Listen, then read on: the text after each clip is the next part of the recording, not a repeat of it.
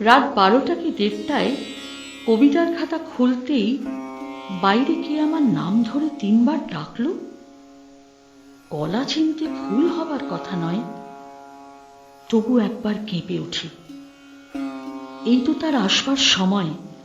বরাবরই তো সে রাত্রির রুটিনে পদাঘাত করে এসেছে। দুনিয়ার সমস্ত পুলিশ তাকে কুর্নিশ করে, রিকশাওয়ালারা ঠুং ঠুং শব্দে হুল্লোড় তোলে। গ্যারাজমুখী ফাঁকা দোতলা বাসের ড্রাইভার তার সঙ্গে এক বোতল থেকে চুমুক দেয়। উঠে গিয়ে বারান্দায় উঁকি মেরে বলি, শক্তি, চলে এসো, দরজা খোলা আছে। খাকি প্যান্ট ও কালো জামা, মাথার চুল সাদা, মুঠোয় সিগারেট ধরা।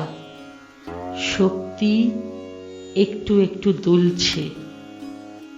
জ্যোৎস্না ছিন্ন ভিন্ন করে হেসে উঠল, ঠিক যেমন রূপনারায়ণ নদীর তীরে দুরন্ত ছোটাছুটির সময় হেসেছিল, ঠিক যেমন হিসাডির বাংলোয় সর্বনাশ তুচ্ছ করে হেসেছিল। মুখ তুলে বলল, কবিতা লিখছিলে সুনীল? না, লিখো না, লিখো না, আমি লিখছি না, তুমিও লিখবে না। এমন কিছু পান করিনি যে আমার দৃষ্টি বিভ্রম হবে, হলোগ্রাম দেখব। কোথায় শক্তি? মাঝরাতের রাস্তা শুনশান, অতি নিঃসঙ্গতার মতন মোহময়। শক্তি আর কখনো আসবে না। যখন তখন এসে রাম চাইবে না, তাকে আমি জানি না। আবার ফিরে আসি কবিতার খাতার কাছে, কলম তুলে নিই আঙুলে। পরক্ষণেই সিগারেট ধরাতে গিয়ে দপদপ করে আগুন, মুখের মধ্যেও টের পাই আগুন। সমস্ত শব্দের মাত্রা ও ছন্দ হারিয়ে যায়, সাদা পৃষ্ঠা জলজল করে। শক্তি নেই। কবেকার সেই দুজনে মিলে লেখার খেলা হঠাৎ শেষ হয়ে গেল।